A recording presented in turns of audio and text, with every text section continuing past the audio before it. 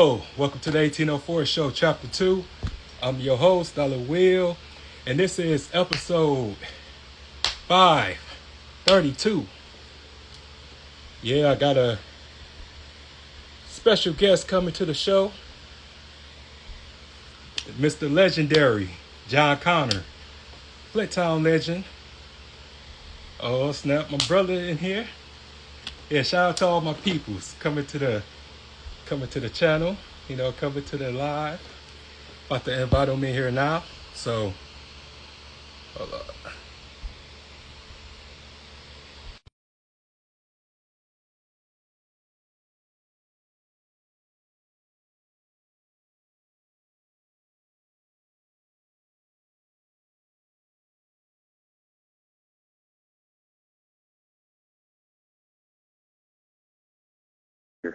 And pinned it.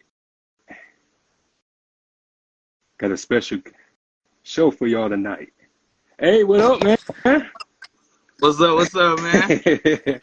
Oh man, nothing, man. Just chilling, bro. I'm just getting everything. I'm trying to get my camera set up. I got my intercontinental belt over my shoulder, so it's making it difficult. Hey, But it's that's necessary. what's up. Yeah, man. Okay. That's what's up, though. That's what's up, man. Yeah. I just want to say, man, thank you for this opportunity, man. Like you're a legend out here. Wow.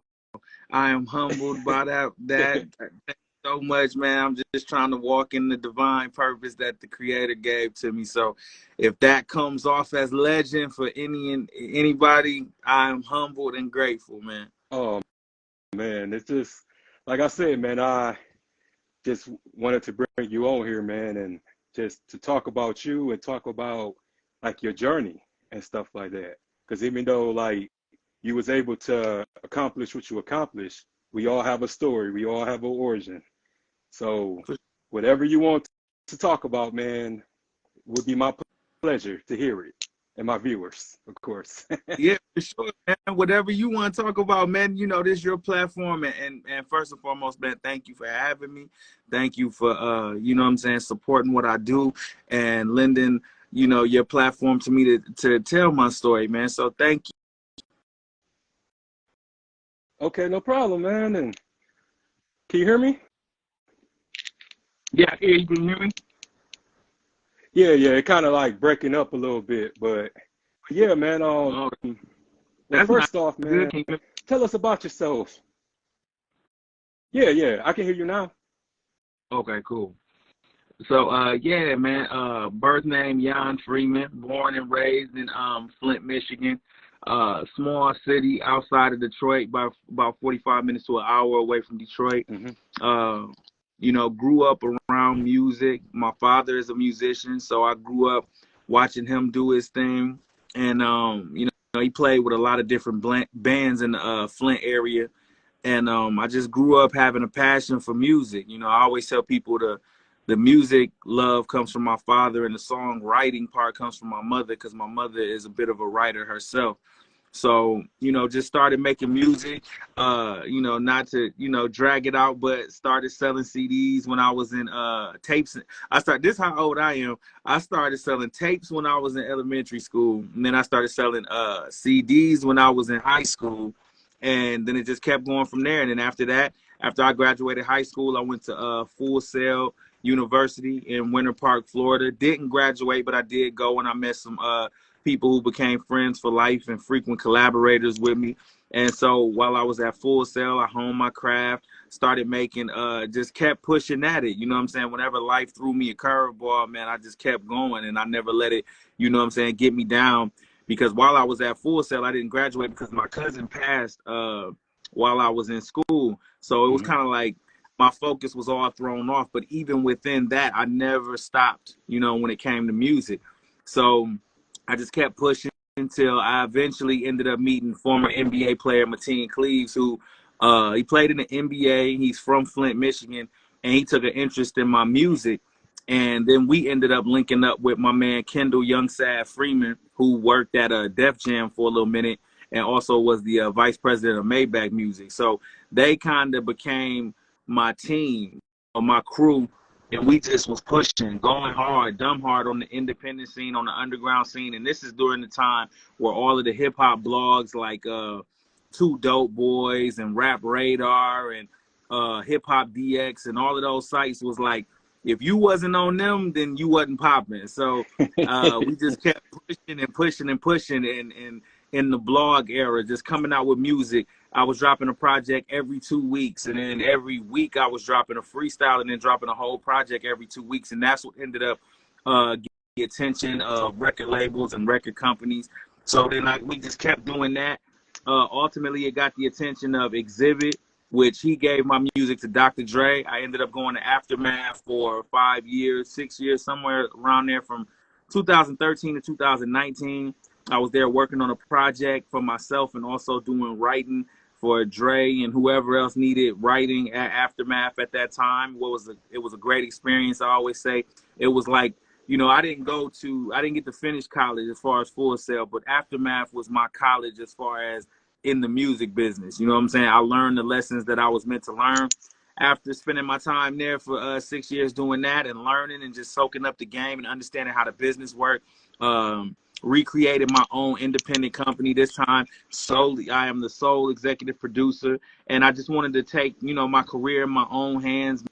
Back, dropping music like crazy. Been dropping singles every other week since January. The first project I'm dropping in 2023 called 3 is on the way in September. Then after that, it's more on the way. So that's the long and the short of it when it comes to John Connor. And anything in between, if I missed anything, man, just ask me, man. I'm an open book, bro. Man, it's crazy because I'm from Saginaw, Michigan myself, so I Hey, feel your Saginaw. yeah. Yeah. Yeah, so I get it. It's crazy because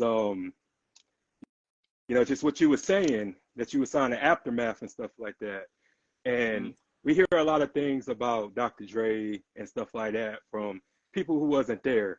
So from your experience, like how did he treat you, and how did that bond was for you? Um, I think that our working relationship was dope because just as individuals, and I'll go even deeper. He's an Aquarius and I'm an Aries. Ooh. So if you look up the relationship of any Aquarius and any Aries, normally when it comes to work, they get along. Like, just to break that down, like Aries, we normally have an idea, right? But we don't know how we gonna get there.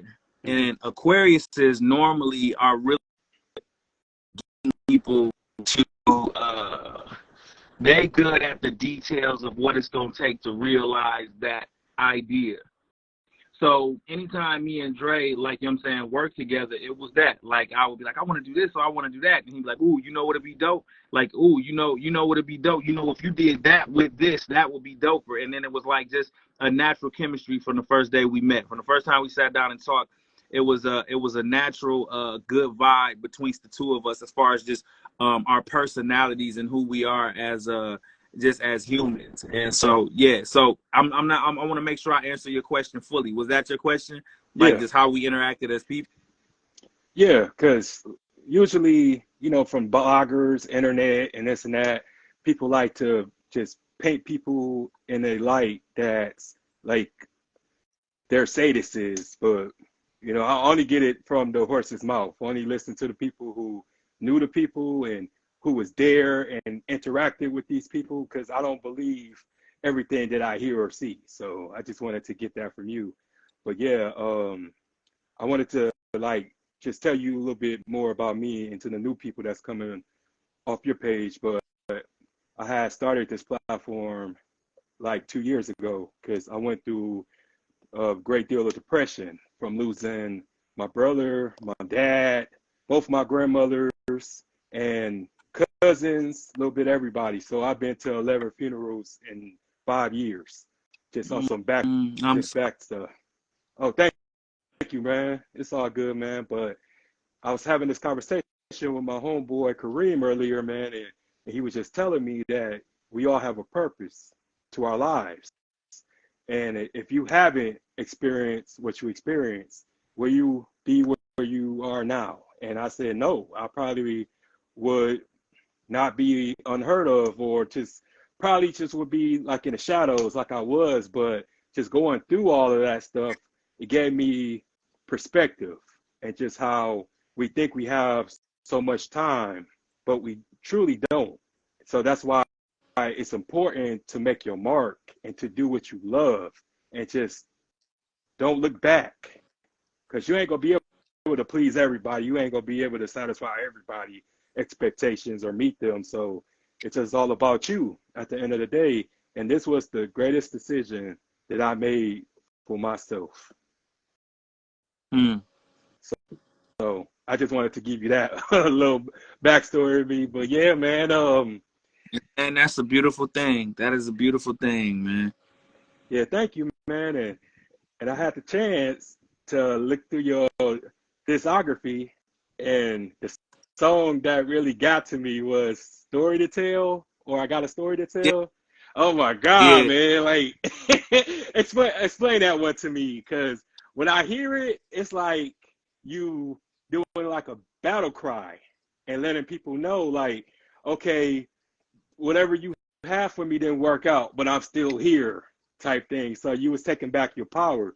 So would you kind of feel like you was taking back your power and stuff like that, or people saying that you kind of fell off or something like that? Because the energy of it is like, no, I'm still here. I still got it. I still talented. Y'all ain't break me, or I ain't go anywhere. I'm still here. So how about you talk about that a little bit?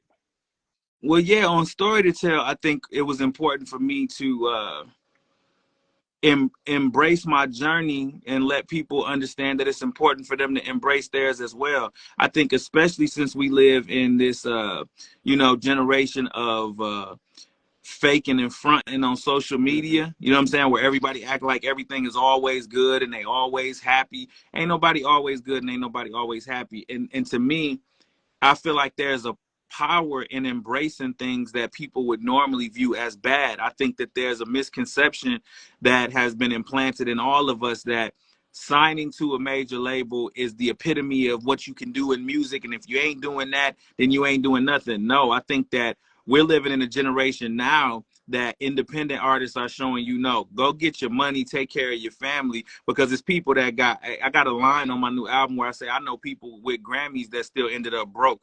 So that's not the measure of success. The measure of success is taking whatever life hands you and keep pursuing and keep going no matter what, not letting these things that may look like setbacks or drawbacks like have you stagnant for too long. It's like everything that you go through that is perceivably bad is only there to make you stronger so that you can receive whatever blessings is coming for you later. So I think that with Story to Tell, I looked at it like a lot, like I love my time at Aftermath was cool. You learn good things. You learn, like, you take the ups with the downs, you take the good with the bad. Mm-hmm. Like, you know what I'm saying? Life is life. You gonna have good times, you gonna have bad times, right? But I take the experience for what it is. But I think that sometimes, like, people look at it like, because of Dr. Dre and the things that he's done and the amazing history that he's made, if you ain't messing with Dre, then that's the pinnacle. And if you ain't doing that, then you ain't. It's like, no, I look at it like everybody's journey is one long lesson that you're supposed to get something from. And I think that most people, when they like are not on major labels no more, they kind of shy away from it, almost like they're ashamed that they're not on a major label no more. But it's like, no, embrace that. Embrace your journey. Embrace, like, stop giving, like, whether it is people with stop giving false cloud or record companies or whatever, that the power is in you. Like, you know what I'm saying? You gonna be special because you special. You were special when you came out of your mama's womb. And I'm not just talking about me. I'm talking about anybody that heard that song or anybody just living life, anybody breathing air. You don't, nothing on this planet make you special other than the fact that God breathed breath into your lungs and made you special from the time you came out. So for me, it was like, stop being embarrassed about your journey. Embrace it and keep going. That's the motivation. You know how much motivation it is for me when I hear 50 Cent's story and the fact that he got signed to Columbia Records and then he ended him, and then after he got shot, he recovered and kept going and became bigger than he ever was? Do people know the stories that Alicia Keys had record deals before she ended up on J Records? She didn't fail. It was a part of her story. And when you Mm-hmm. know those parts of the story, you start saying to yourself, okay, so everybody has these highs and lows. Everybody goes through these ups and downs. Do we look at Jay-Z's story and realize that no record label would sign him at all, and that's why he was forced to create Rockefeller Records? So it's like, I love it. I love that my journey has been filled with highs and lows and all of that. So I love the fact that I have that in my story. Anybody that's been watching me from the jump, they like, yo, he was killing it on the underground. Then he got signed, and the aftermath thing didn't work out. So let's see what's gonna happen next. And now I'm back killing. Like, you know what I'm saying? And now I'm back, like, you know what I'm saying, building up that momentum organically, like building up my listeners. Like, I be my assistant Lindsay always checks and calls me and tells me, like, just organically how the listeners started building back up and all of that. And that makes me happy, because it's like people can look at my life and my testimony and be like, after the aftermath thing, he just kept going. Like, that was a part of his life, a part of his journey.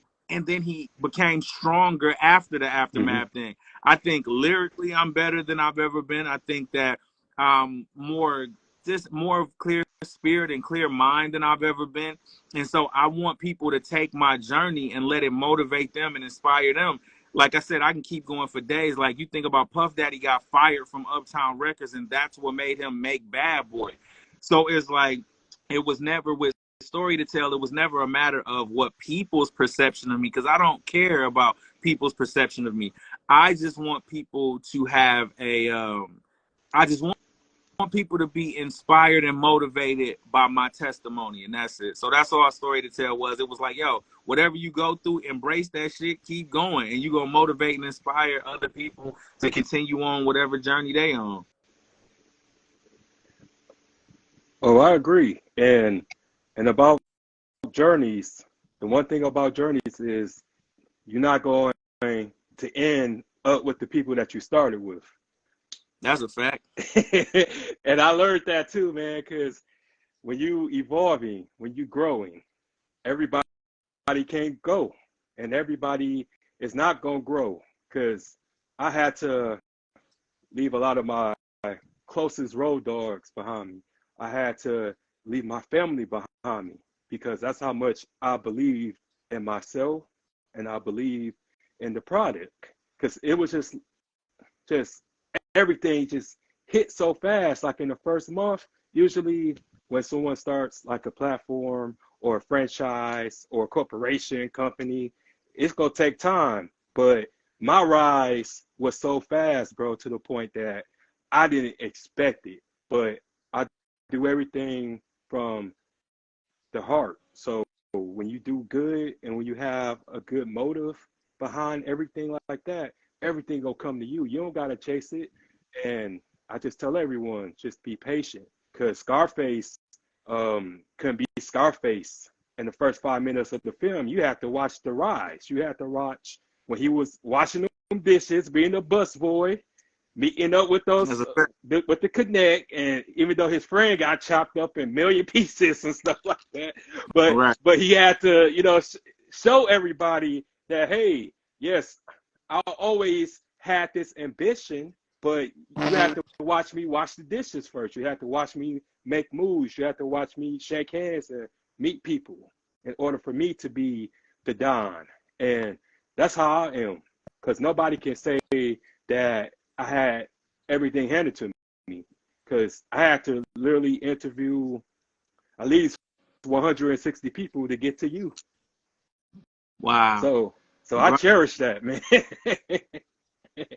Putting in that work, man. Yeah. That there's no success story that don't involve hard work, that don't involve ups and downs. I look at life like, man, life is going to take you to the point where you want to give up and want to quit. But when you reinforce that with more drive and motivation, that's your energy telling the universe that's how bad you want it. You know what I'm saying? There's no success story that don't involve wins, losses, ups and downs, perceived failure, and all of that. So it's like the people that succeed is just that they were strong enough to keep going. That's it. There's no difference between you and anybody else or me and anybody else. other than the people that succeeded and that motivate and inspire people. They kept going. When it got to that difficult part or that fork in the road, they kept going. That's it. Facts. And I wanted to ask you, man, like, do you remember the day when you did that cipher and everything? Like, can you recall that day? Like, just from Which morning to when it first happened? Like, how did that which, go which about? one? When you was at the hip hop awards that Okay, time. I don't know how the many. BET. Yeah. Okay, yeah. Because a lot, like, people ask me either about the BET Awards or the Double XL one. So I just clarifying, seeing which one we was talking Yeah, about. just whatever, Um, whatever. yeah, the BET joint, I do remember. I vaguely remember it, bro, because so much was happening in my life at that time. Hmm. I had just. What the funny part is, I feel like I flew from LA to New York because that's when I first started negotiating with Aftermath. So it was like life was just going by so fast, like at that particular point in time. But I just remember the vibes was good. I remember um uh man, I remember Rhapsody was in that cipher with me. I remember Ritz was in that cipher. What's my man name? MS Killer, I feel like was his name. And it was somebody else. Excuse me for not remembering. Blame my heart. And I mean blame my mind, Yeah. not my heart. But I just remember it was good energy that day, and I remember everybody killed it. And I just remember having fun. I remember I couldn't wait to do the it's so funny. I was childish as hell. I couldn't wait to say the Rita Ora line. Somebody tell Rita Ora I sort of got feelings for her. Something I said, but it was funny as hell because I was like, that was the biggest thing for me. I was like, okay, I'm about to put Rita Ora name in this flow and let me see if she responds to this, and she did. And I remember being geeked. Like, yeah, at the time I had the biggest crush on Rita Ora. I did, but it was fun. It was a great experience, man, and we had fun. And I remember because I lived in California at the time, and the local news in Flint interviewed my mother and all of that, had my mama, you know what I'm saying, feeling all good. And just, it was a good thing for just the entire city of Flint. I remember just, and then I had Flint on my shirt. And Flint, we a city that I feel like the industry try to ignore a lot of Hmm. times. So that's why with me, I'm always putting Flint, you know what I'm saying, on my shirt or on the album cover or whatever, because, whatever, praise people give me, I always want people to know, no, I'm not from New York. I'm not from Detroit. And I love these places, but it's Hmm. like I am from Flint, Michigan. It's just that it's so important for us to get our props because I feel like the industry as a whole tries to ignore us. And we've made some great contributions to the game. The late, great MC Breed. You got a Hmm. whole crew of young cats from Flint doing their thing right now. It's like, man, over the years, man, Flint has definitely given contributions to the game. But those are the things that I remember and I loved about that BET cipher. Just how happy Flint was that we were finally being represented on a global stage.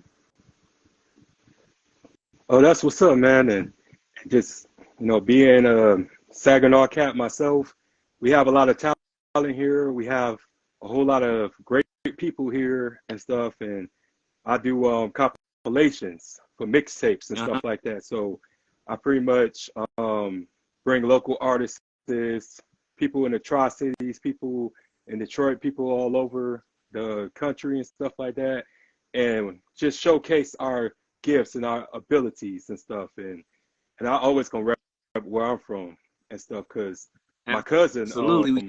yeah, yeah, cause my cousin was Charles Rogers, who played for the Detroit Lions. He was a wide Okay. receiver, number 80, and he passed away and stuff like that. And I was gonna follow in his footsteps because I used to play football and stuff like that, but I had got hurt, so I had to do something else because I I just wanted to just try to um, just continue on that tradition or that legacy and stuff like that. And then I finally realized like that wasn't my path, that wasn't my purpose. So I decided to do this now. And just from what you were saying, and just how you and others carry it on your back and stuff like that. But it's just a lot of people, man. They move away or they venture off into somewhere else and they forget what they came from, man. And I'm glad that you had the ability to remember where you came from and you doing a great job repping it. Thank you, thank you. Yeah, yeah. So I wanted to ask you like about the water crisis and stuff because I remember you posted something about the water bottles on the floor. It was like years Mhm. ago, but I remember it like it was yesterday. And just from your perspective, because a lot of people make jokes about that, and it's not funny. It's a whole lot of people who are affected by it. People die from it, and you being a resident, I wanted to ask you, how did it affect you? It still affect me anytime I visit Flint or anytime I'm in Flint. I still take bottled water showers. That's it. It's funny you mentioned story to tell. That's why I said it on story to tell. Hmm. I said from Hawaii to Beverly Hills, flying in Lears to taking bottled water showers for the past 3 years. A lot of rappers would have killed themselves, but I'm still here. You know what I'm saying? Hmm. It's like, you know, it affected everything. The majority of my family was and is in Flint. And even to this day, the water is still not okay in Flint. And that's why I say anytime I'm in Flint, like, because I remember one time I tried to take a regular shower in Flint, and then I had like a fuck.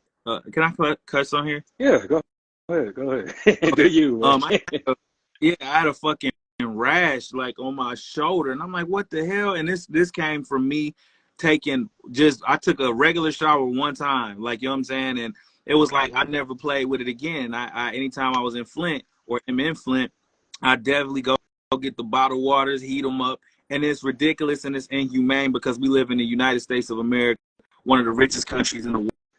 And the fact that that's happening, as Hmm. far as people making jokes, it's funny until it happened to them. See, people think that they're exempt from America not giving a fuck about them, but you're not. So it's like, you know what I'm saying?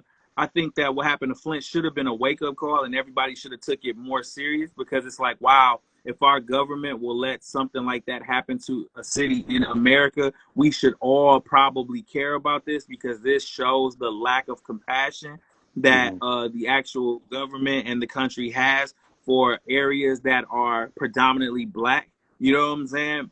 But it's Hmm. like, laugh now, cry later type situation, because it's not funny because children lost their lives because of that. Like, you know what I'm saying? A lot of people got sick because of that. And so you take on top of that, we went through the pandemic in which you needed to have clean water because you needed to keep washing your hands.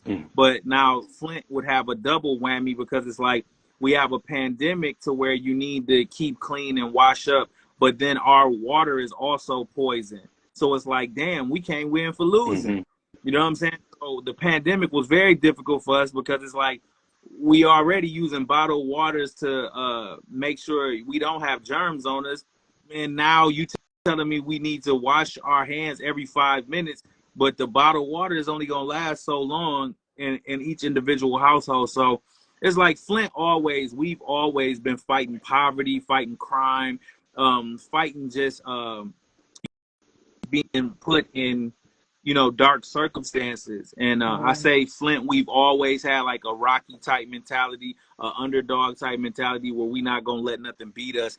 And as crazy as it sounds, the water crisis, the pandemic, and everything else, it's just almost like, add that in the bag of bullshit we've already had to deal with as Flint people. And I think that that's what makes us special and what gives us character is that we don't let things like that defeat us, and somehow we always find a way to push forward, keep going, and get stronger after whatever diversity tries to stop us. No doubt, man. And because I had an ex that was from Flint, and she will like come stay with me sometimes, and she would just tell me how things were bad and people were dying and like stuff that hasn't really made the local news and stuff like that or being reported. So yeah, it's just unfortunate that society lost its empathy and stuff like that. But I felt really bad, for y'all city, man, because I couldn't imagine. Yeah, it's a real thing. It's a real thing. And the thing is, the Flint water crisis started when I was still in California, Hmm. and so having to come back and visit and see just what my whole entire city was going through. Like I said, my mother, watching her have to go through it, my aunties, like, you know what I'm saying, and friends and family and all of that. And that's why I tried to do the best I could to bring attention to it. Me and Kiki made a record. I mean, I said Kiki. Me and Kiki Palmer me and Kiki Palmer made a record called Fresh Water for Hmm. Flint. And it was to bring attention to what was going on with the water crisis. And the thing is, like I said, it's still going on because the water here still is not 100% safe to use. Definitely ain't safe to drink.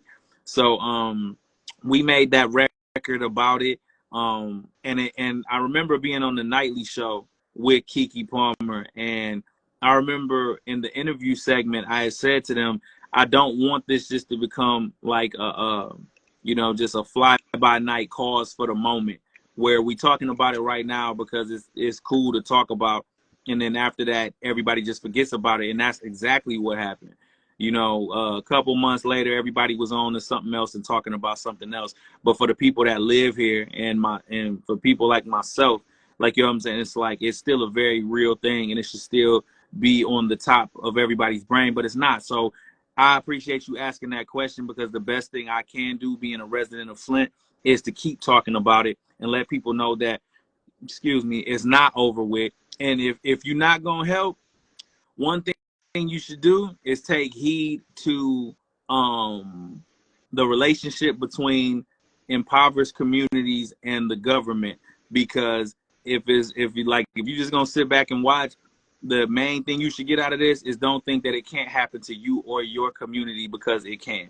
So it's like, you better start caring about certain things before you end up in a situation like Flint has been going through. Oh, absolutely. Because we just, a lot of us are distracted just with things that don't hold no weight, that's superficial, that's a diversion, to the point of we forget of past events and stuff like that, especially with Hurricane Katrina, because I was down in that area before Katrina hit, because we was listening on the radio, and they was actually warning people on the radio, talking about, oh, we need to evacuate the premises because hurricane coming and this and that. So a lot of my cousins, they were like, oh, we gonna be all right. We get hurricanes down here a lot, every year. We gonna be all right. But nobody had no idea what was the aftermath was going to be and how it was Right. going to affect that particular region. So I just tell everybody, like, don't be oblivious, and don't be thinking that you're invincible, because we truly not. That's a fact. That's a fact. But yeah, man, I don't want to take too much of your time, man, but Understood, man. I really enjoy myself, man, because Oh, it's all love, as am I. yeah, because it's just a lot, man. Because I met a whole lot of people, and I really just grateful to know you, man. Because just from how you carry yourself and just you as an artist, man. Do you have any advice for anybody who wants to pursue music or pursue the industry? Sure. I seldom give or take advice, because I think that everybody's journey is so uniquely different Hmm. that the things that might work for me might not work for the next person, and the things that work for the next person might not necessarily work for me. But I know that there are core essential things that I think works for everybody.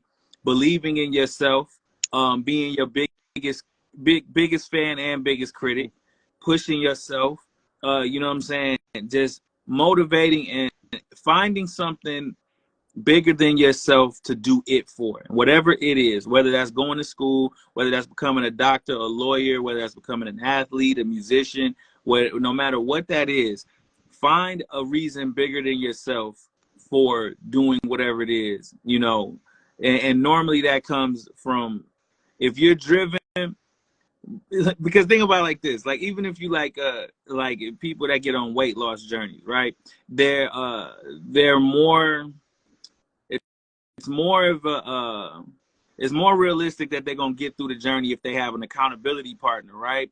Because they can always make excuses for themselves, right? Like if they don't feel like going to the gym today, or if they don't feel like doing it because they partied last night, it's easy to be like, oh, I'm tired, I can go back to sleep. But if you have somebody else that's an accountability partner, you start thinking, oh, I don't want to let this person down, or oh. So it's like, find that reason beyond just yourself. Whether that's you want to inspire people, you want to help people, whether you want your journey to be like a testimony for them to reach their goals. Make your goal, set a goal within yourself that's completely unselfish. You know what I'm saying? Believe in yourself and don't let anything stop you. And that's what I would tell somebody that's going after anything. Just don't let nothing stop you. Keep going no matter what.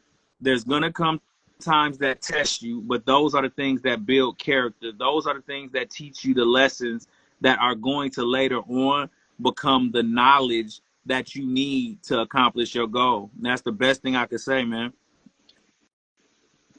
Okay, man. So it's crazy that you said weight loss journey because I had just lost 50, but I gained 20 more, but I'm still a work in process. But that's just Hey, crazy you how you got said it. that. Let me tell you something, man. So I've struggled with that since I was little, since I was a kid, right? Right. Like I've always like eating was always a comfort thing, and always like a way to deal with shit. Like when I Hmm. was a kid, if I got super duper sad, I would eat. You know what I'm saying? Like my relationship with eating has always been weird. If I got super sad or depressed, I would eat. But then if I got super stressed out, I wouldn't eat at all. So growing up, it was times where I was super, super thin, and then times where I was super, super heavy. And even like now, man, I had some health issues in April and May where I had just started getting back on my journey, getting back in the gym and all of that. And then I go through my health issues, and then I put on weight. So now I'm back on it. So look, I'll be your accountability partner, dog, because we both on that same journey, man. Starting, I think when I finish the album, which will be next week, I'm getting back in the gym, man. So I'm gonna hold you accountable, man. Like the hardest step is day one. After that, it gets easier, Yeah, man. yeah. I I can do it because it's just like I had gained 70 pounds from my depression and stuff like that. So everybody was just like, "Dang, you all right? Something happened?" and stuff like that. And I just like, yeah, I was depressed. And people has this misconception about when you depressed, like you get skinny or like you be looking anorexic. I'm like, no, like you gain Right. weight too. So, but yeah, I've been doing a lot better. Like I really changed a lot of my eating habits. I don't eat pork anymore and stuff, and I stay away from like sweets and stuff like that. Not 100%, but I cut down my sugar intake a whole lot because diabetes does runs in my family. So I've been just taking care of myself. I'm walking, I'm active, and stuff like that. So I changed a whole lot of my old habits. So I'm pretty good right now, but I still want to pretty much just tone up and stuff like that. You know, get that gangster physique. Bro, So, you got it. yeah, I got it. I got it. I mean, we got it. You know what I'm saying? But Yeah, hmm bro. It's on. yeah, yeah. So, um, what is like your next goals that you got working on, man? Like, tell us about your like your. Well, don't tell us everything, but like your 5 year plan, like goals wise, man. Well, man, 5 year plan, man. I starting with the short term goals is getting this next project out. It's called Three, and I'm looking to drop it in September. And along with that, me and my girl, we wrote a book together called How Did I Get Here? Tales of a Tumbleweed. It's pretty much it's kind of, but I explain what I was going through at that time in my life with certain pictures. Like it's a lot of pictures that I haven't posted like on social media, and I feel like they're kind of cool. And I want to give context to them because I am blessed and I am grateful that the Most High has allowed me to see and do and interact with a lot of amazing people. Like I got a picture. It's a picture of me and Dr. Dre playing cards in the studio. It's a picture I got with me and R. Kelly sitting on a basketball court talking. You know what I'm saying? It's like just the interactions with those people, a lot of those people affected and changed my life and helped me to grow. Hmm. So like I said, we are all walking and living testimony. So I'm excited about the book coming, just so I can explain my journey and just share some of those stories with people.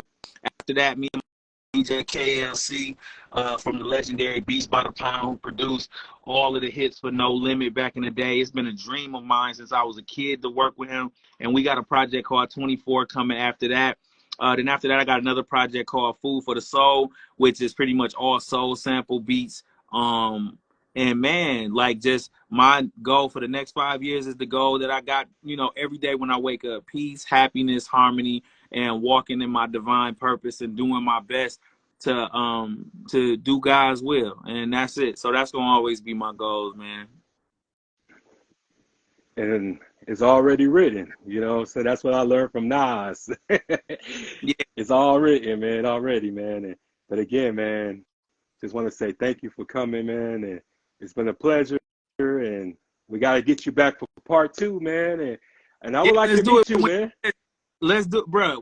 When the album come out, listen to the album, and then let's do this again, and then we can have a full. We can just chat about the album and the motivation and all of that. But and as well, man, I appreciate you, man. You know what I'm saying? I appreciate you having me on your platform.